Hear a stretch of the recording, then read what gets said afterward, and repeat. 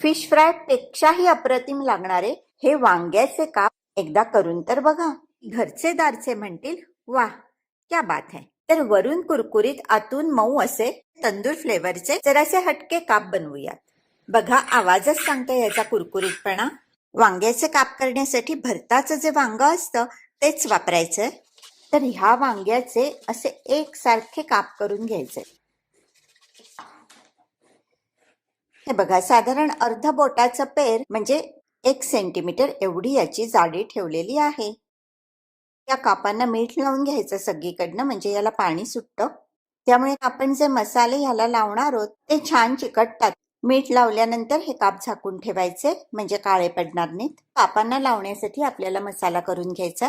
त्यासाठी 6 टेबलस्पून बेसन घेतेय, 1 टीस्पून हळद, 1 टीस्पून काश्मीरी लाल तिखट, 1 टीस्पून हे तिखट आहे हा, 1 टीस्पून आमचूर पावडर, अर्धा टीस्पून मीठ. आपण आधी पण कापांना मीठ लावलेलं आहे, त्यामुळे त्या अंदाजाने मीठ घालायचं आहे. गरम मसाला पावडर अगदी पाव टीस्पून आहे. आता हे छानपैकी कालवायचं आणि काप दोन्ही बाजूनी ह्याच्यामध्ये घोळून घ्यायचे.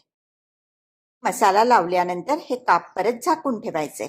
बारीक रवा घेतला इथे आणि मसाला लावलेले वांग्याचे काप ह्या रव्यामध्ये दोन्ही बाजूनी घोळून घ्यायचे. काप ओलसर असल्याने किती मस्त रवा चिकटला याला. आदल्या दिवशी हे काप असे बनवून डब्यामध्ये घालून फ्रीजमध्ये ठेवू शकता. फ्रीजमध्ये 24 तास छान राहतात. आणि 24 तासात कधीही पाहिजे तेव्हा फ्रीजमधनं काढून तव्यावरती फ्राय करून गरमागरम कुरकुरीत काप सर्व करू शकता. आता तव्यावर सगळीकडे असं तेल पसरायचं. तवा तापला, तेल गरम झालं की त्यावर काप ठेवायचे. गॅस मध्यमच ठेवायचा. झाकून एक वाफ द्यायची आणि चुर्रा असा आवाज आला की झाकण काढायचं. आणि आता हे काप उलटे पालटे करून दोन्ही बाजूनी छान खमंग खरपूस कुरकुरीत होईपर्यंत भाजून घ्यायचे. काप कोरडे वाटत असतील तर परत थोडंसं तेल सोडायचं. ह्या कापांना देऊयात स्मोक्ड तंदूर फ्लेवर. वाटीमध्ये असा पेट्टा कोळसा ठेवायचा. मध्यभागी ही पेट्ट्या कोळशाची वाटी ठेवायची.